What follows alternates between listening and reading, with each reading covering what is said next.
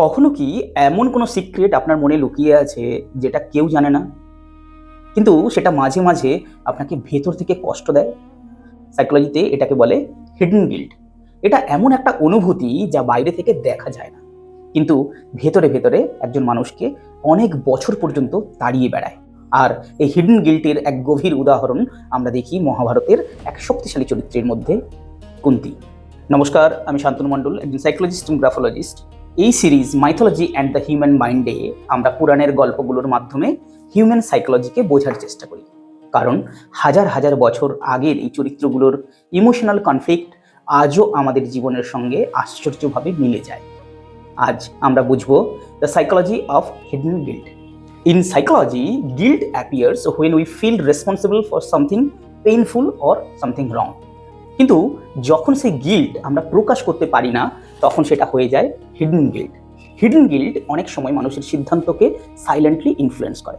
মানুষ তখন এমন কিছু কাজ করে যা আসলে তার নিজের কনসেন্সকে শান্ত করার চেষ্টা করে।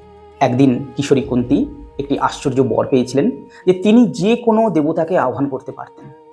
কৌতূহলবশত তিনি সূর্যদেবকে আহ্বান করলেন, কিন্তু সেই আহ্বানের ফল ছিল একটি শিশু। সমাজের ভয়, মানুষের বিচার, এই সব কিছুর চাপের মধ্যে কুন্তী এক কঠিন সিদ্ধান্ত নিয়েছিলেন।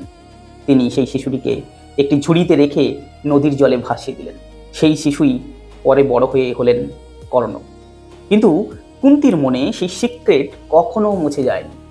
বছরের পর বছর সেই গিল্ট তার হৃদয়ে লুকিয়েছিল, এবং কুরুক্ষেত্রের যুদ্ধের আগেই তিনি গিয়ে কর্ণকে সত্যটা বলেছিলেন।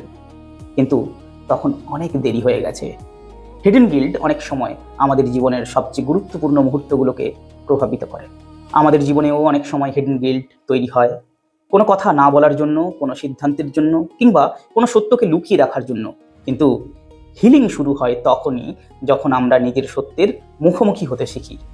যদি এই গল্পটি আপনাকে ভাবতে বাধ্য করে, তাহলে এই ভিডিওটি শেয়ার করুন এমন কারোর সাথে যিনি ইমোশনাল হিলিংয়ের পথে হাঁটছেন।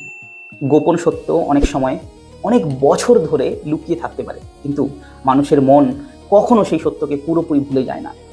And sometimes the heaviest battles are the ones we fight within ourself.